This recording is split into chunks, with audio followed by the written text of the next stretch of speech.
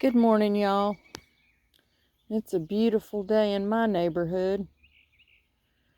And I just wanted to say hey and show y'all something I've been doing recently. Times are about to get a lot harder with food shortages and stuff like that because of the politics and what's going on in the world. But I wanted to show you some things you can do that's really, really easy and won't cost you a dime. Okay? I like to take and cut the butts off of my onions. And I know y'all are going to think that's funny to say it like that, but that's what I do. Here's one of my onion butts. I just cut the bottom, I guess, ½ inch off, something like that. And you can see there's the little root part.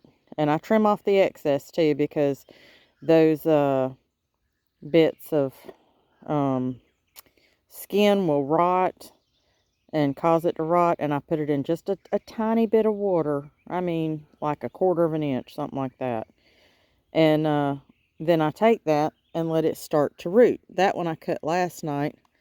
This one I cut yesterday, I think it was, or day before. And you can see the little white things there. Those are roots, already starting to form. Now, this is a store-bought onion. Not one I grew myself, just one I got at the store. It happens to be a sweet onion, but it doesn't matter what kind it is. Any kind of onion will work.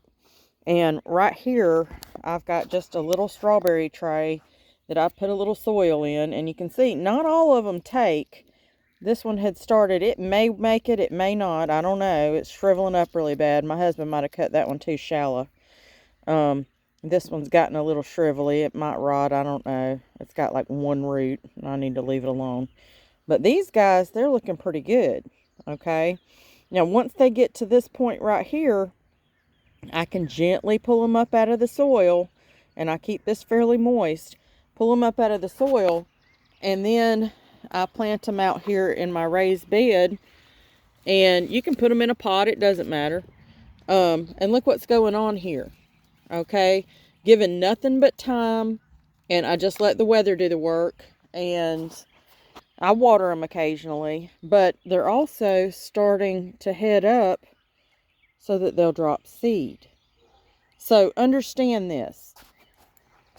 These butts were going to go in the trash, but instead of throwing them in the trash, I decided I'd do this little experiment and see if I couldn't grow them. You know, you see those videos all the time where, you know, if don't throw this away, don't throw that away, grow it instead. Well, onions actually works, okay, because it's the root of the onion. Now, onions normally from seed take 2 years.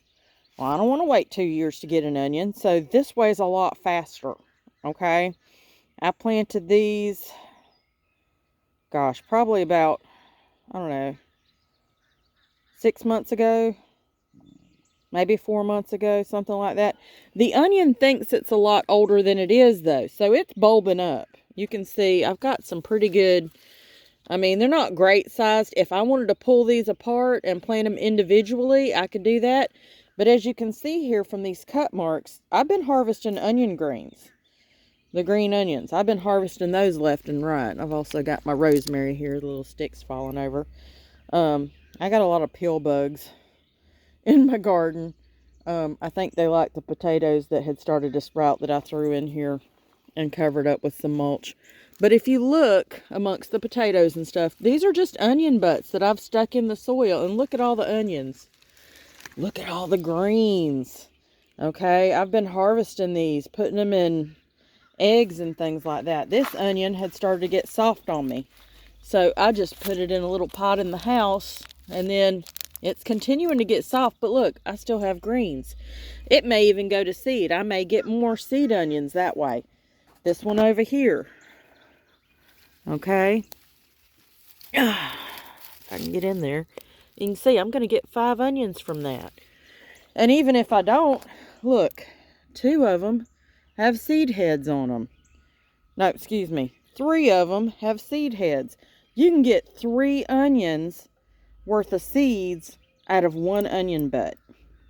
And I know saying onion butt instead of onion root is kind of sophomoric, but hey, it is what it is.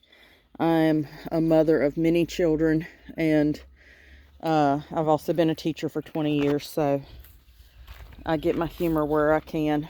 Can't take yourself too seriously, y'all. Okay? And you can see the only fertilizer I'm using out here is all natural. You see those little Cocoa Puffs? Not Cocoa Puffs. They're Bunny Puffs, okay? My daughter and I are taking care of a friend's bunny because it's healing up from some injuries, and I've been giving it herbs to heal it back up because it's lost some fur and stuff. Been giving it some self-heal to eat and stuff like that, so we've been taking good care of it. I got some Virginia creeper trying to come up in here. I'll snatch that joker out. I'm probably going to have to find the root and dig it out, but anyway. Also, you guys are going to want to learn how to forage, okay? And here I have lettuce. I've done the same thing. These were romaine lettuce heads. We ate all the leaves off of them, and I chopped the butt off again. Stuck the butt in a little pot of dirt, and look, I'm growing a new lettuce head. It might not be the prettiest. Might be a little leggy because I had it inside underneath the lights, but it's okay. This one's ready to go out here into the garden over here. This is another little onion that I had started. Right there, you've got a carrot. Now, with carrots, I usually do at least 2 inches off the top. And I find they do better if you don't peel them before you cut the top off. You take that top, you can eat these greens. And the carrot taproot that it grows, it won't grow one main taproot like carrots normally do, because that taproot's already been harvested, grated up, and added to my meat to stretch my meat out when I'm making lamb or tacos or whatever, because that's a good way for me to sneak in some extra veg. And also, you don't really notice the flavor of the carrots. It's very mellow. And when you shred it like that, it stretches your meat out considerably. So I'll put 3 or 4 carrots in a pan of ground turkey or ground lamb or ground hamburger meat and make tacos or pita shawarma out of it or whatever. This, you might think is a weed. It's not a weed. Well, I mean, a weed's just a plant that's growing where you don't want it to. And since I'm okay with this plant growing right where it is, this is called oxalis, or wood sorrel is another name for it. Completely edible, tastes delicious. I don't like the stems. I mean, you can chew up the stems. It's more fiber. But when I'm eating a sandwich or a salad or something like that, the stems can be a little stringy. But the leaves taste like lemon. Okay? When you're chewing on them, it's like lemony lettuce. Okay? So, they're delicious. The flowers are pretty when they open up. Or even if they're not open, you can toss them in on your salad. I've also got basil in here. Doing a little hugger culture. You've noticed I've got some logs in there. Well, when I started off this bed, it's a pretty deep bed. I want to say it's like 2 foot deep. Something like that. Let me move this out of the way so you can see it a little bit better. I need to weed eat around here, but we used a panel of tin and I painted on it and everything. And anyway, that's about that deep. So initially I put logs all in the bottom, and then when I noticed the soil level drop, I added some more logs, so along the edges of the top, because I didn't want to encroach on my plants. But all these plants here are ready to go into the garden. All right. And these logs will break down and become soil over time, and they will fertilize my bed. So I don't have to use any chemical fertilizers. I'm using what nature has provided, what God has given us. Okay. Over there's some chickweed growing right beside my rosemary. That's edible too. I just picked some the other day and we put it in our tacos. Okay. So take you a basket, start learning which plants are edible, which weeds are edible, eat the weeds. That guy, he's really good. You can learn a lot from him. I can't think of his name right now, but you guys get the idea. When your potatoes start to sprout, throw them in the dirt. I don't know how many potatoes I'm going to get out of it, but it's more than I would have had I thrown out the potatoes and In this particular way, I'm just throwing those scraps into my garden. The insects tend to love them. And the pollinators love them. And then on top of that, you get free food. So I've got onions that would have otherwise been thrown in the trash. I've got potatoes that had started to sprout and get all wrinkly and stuff. They would have gone in the trash. I've got this head of lettuce. It's seeding up, so I'm going to get free seeds from this head of lettuce, you know. Over here, I've got carrots. That is a stem from a longevity spinach that I broke off and stuck in the ground from another bed. The only things I've planted in this bed out of all this growth is that rosemary bush. I had to buy it at the store because I'm terrible at growing rosemary. This basil right here that I also bought at the store. And then I bought the seed to this Tromboncino squash, which is a more vining type of squash that grows these squash that have thick skins on them that will save like a winter squash. So I want to try those out. And then I bought the arugula seed over there, and now the arugula has grown up and it's going to seed. So I'm letting it go to seed. The pollinators love that stuff, and all these seeds will fall in my raised bed and I'll have more arugula.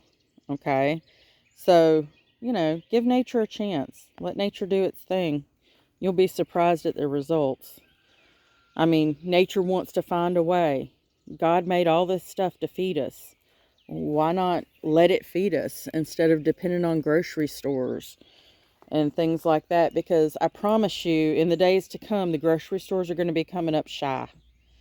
And you guys are going to want some extra food from somewhere, because I expect real food shortages here in America and around the world very soon.